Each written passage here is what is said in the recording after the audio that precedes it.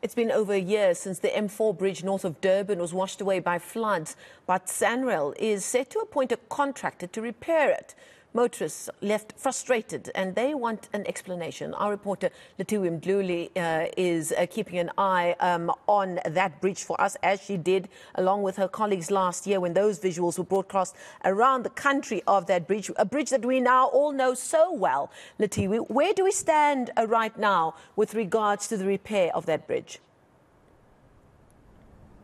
Well, Marcel, no repairs have started. I want to step out of the shot and show you exactly the damage here on the M4 bridge. We are basically here with residents and some of the people from the business chamber in Ilembe. They are frustrated that no work has begun. It's been over a year since the floods took place, and you'd remember that this bridge was washed away and residents tried to get it working again, but unfortunately the damage was too extensive, and we have been speaking to the eThekwini municipality and also the transport department in KwaZulu-Natal, trying to get answers as to when construction will begin. We do understand that Sanral is trying to get contractors, but it's been a very slow process. We don't know why exactly it's been slow, and residents are now forced to use the N2 highway. And unfortunately, if they are using the N2 highway, they do have to pay toll fees every day if they need to be on the other side of this bridge. And of course, this is a very important road or stretch of the road because it actually connects King Shaka Airport to Umhlanga and also Durban. And residents now have to use an alternative way to try and maneuver around those places. So it's a very frustrating process. And of course, those that do not have the funds to be paying e-tolls every day or tolls at the toll gates every day are very frustrated about this. I now want to bring in a resident. I'm joined by Warren. Frustrations that they've had for over a year. Warren, thank you so much for joining us at eNCA. Talk to us about how frustrated you are and also some of the answers that you need from Sanral as to why this roadway has not been rebuilt as yet. Well, yes, good morning. Thank you for giving us the opportunity to talk about this. It's been a problem for us, as you said before, from the floods. For me personally, it's a big problem. It takes a lot of time having to go from Westbrook out onto the National Highway and then go back into Belito, where a lot of residents are working. The traffic build-up is horrendous in the mornings. Sometimes we are sitting for up to 40 minutes just in traffic. It is affecting all the robots, and the accidents have increased to, I would say, nearly an accident a day.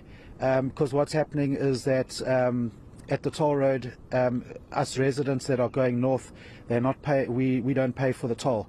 So what people are doing is they're ducking off the side road, so they're not paying the full toll. They're only paying half a toll. Then they're ducking across the road, putting people going from Westbrook to Tongaat and vice versa into jeopardy. The other thing is, we actually moved down to Westbrook because it was 5 minutes away from Belito, where we work. And now it's taking a lot longer, and we're not getting the traffic coming through here like we used to. So there's a lot of small businesses that relied on that traffic coming through every day. There are restaurants that are really battling because people don't want to drive all the way around. They want to be able to just pop down the road, go to the restaurants and then go back again. And I think our biggest concern is actually the security issue. We've actually got a security officer here this morning that's come along just because we don't feel safe here. There's been a lot of hijackings, a lot of bandits on the side of the road in the bushes that are waiting for motorbikes and that are still crossing the road, and they are holding them up. And fishermen down here have been held up, and also residents along the road. The road's closed, so it's a free way for anybody to walk up and down, break into houses, look over, see what's going on. And then the last point is they're starting to, they're people in low-cost housing that are moving to the area, and they're using a lot of the forestry wood. They're chopping down a lot of the indigenous forest to take timber to build houses with, and they're starting to build shacks and that in the natural bush, which they wouldn't have done before if there was a road there. Have you seen any construction workers? Have you heard anything from the municipality or maybe Sanral as residents as to when this construction is going to begin? Us as residents haven't been told anything. All that we found out from is from the newspapers. We've tried to phone them, we've tried to get hold of them, and nothing's been forthcoming. The only thing I've ever seen is when they've come here and they've put up more concrete bollards and they've closed the road even more. One day there was some guys on a pontoon that were out taking measurements, but that's the only thing I've ever seen in a year. Chamber of Commerce, I want to talk to you about how this is affecting business, and because we don't have a lot of time, can you just summarize how this is affecting businesses, especially in iLembe? Excellent. Good morning. Sanral estimated that they probably lost about R500 million through the toll being closed over the 14 months, coming up for 14 months that this road has been closed. And they obviously took away the toll requirement. And we probably estimate that we lost from a business trading point of view similar amounts of money. So we would say we're probably in for R500 million of damage to our local economy in the iLembe district.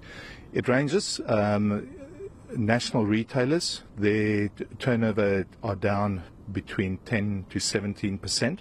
But then I think especially the smaller retailers and some of the smaller hospitality businesses that report up to 45-50% of their turnover being taken away.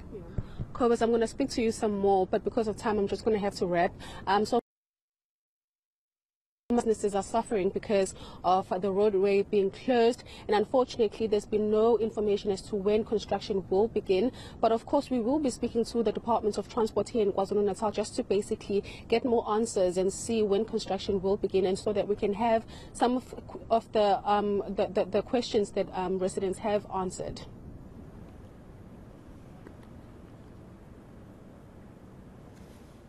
Our reporter Lethiwe Mdluli bringing us the very latest on that bridge saga that, as you can hear there, communities and businesses around there have been waiting for some time for it to be repaired. And I'm sure we'll get more updates from Lethiwe throughout the morning.